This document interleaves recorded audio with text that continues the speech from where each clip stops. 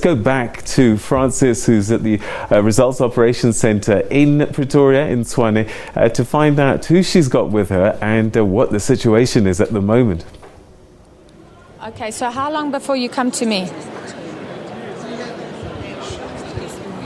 Okay, so that's Francis getting ready. She's going to be chatting to, I think, one of the political leaders there. It looks like it might be the ANC that she'll be talking to.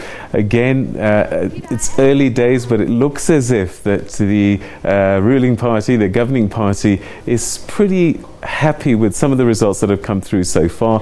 But once those big urban areas come through, then perhaps that might change. And so let's see if we can't go back now to Tshwane, the Results Operations Centre, where Francis is standing by. Francis? Thank you very much, Peter. So I'm here with Zizi Kodwa from the ANC. Of course, the ANC definitely the winners in the election, but not doing as well as last time. What does that mean for your party right now?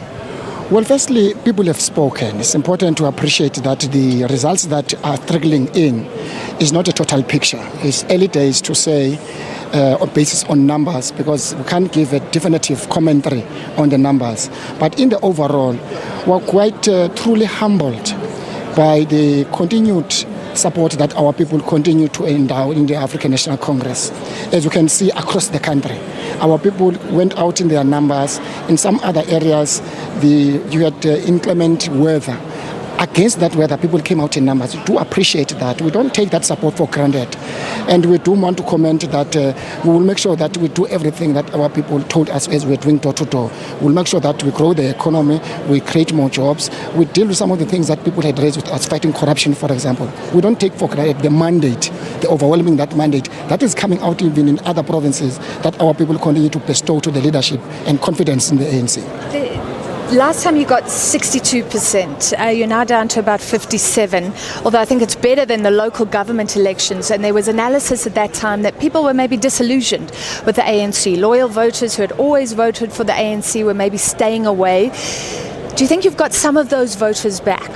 We are confident that we will pass the 60 mark.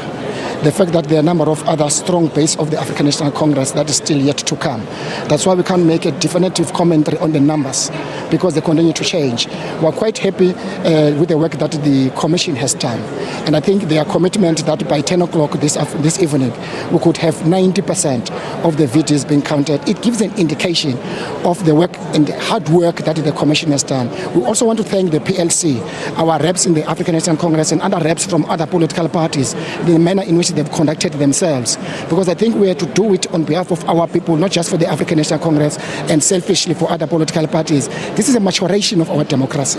This is a sixth administration that people have voted free with less incident, and I think we must appreciate that you can't run such a big elections of 26 million registered people without even a single glitch. That will be like a miracle. Okay, but let's stay with the ANC and how you're doing. I guess one thing that actually affects you is turnout.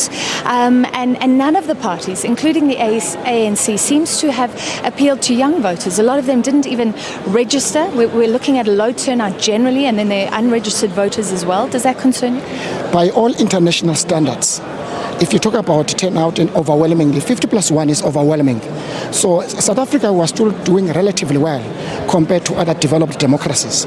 Because if you are talking about a turnout of 50, above 60 in some areas, that is more than what other democracies who are developed as like our democracy. So we're doing relatively well as a country, and I think we could go back to some of the reasons. Some of them have to do with registration, for example. You can't expect people to vote, more people to vote, and yet they did not register in numbers. So as the African National Congress, I think the message, among other things, is just important, is to say thank you to our people. We are humbled by the continued support our people continue to show and demonstrate, and confidence to the leadership of the ANC. We do not take that support for granted, because it comes with aspirations, but it comes with hopes, and we dare not disappoint the hopes and aspirations of millions who voted the ANC. All right. Finally, just quickly, let's look at two provinces. Are you happy with your performance in the Western Cape? And are you worried about the ANC, the Gauteng, the ANC just above 50 there, but if you go below 50, maybe we're talking coalitions. Will you work with the EFF? We are not working, we do not campaign for any coalition, for any political party. We will win Gauteng, we will retain Gauteng as the African National Congress, and we can say that confidently. Again, not on the basis of the numbers that are triggering in, but on the basis of the work and some of the numbers that are outstanding from the strong traditional base of the ANC. In the Western Cape, results are still coming.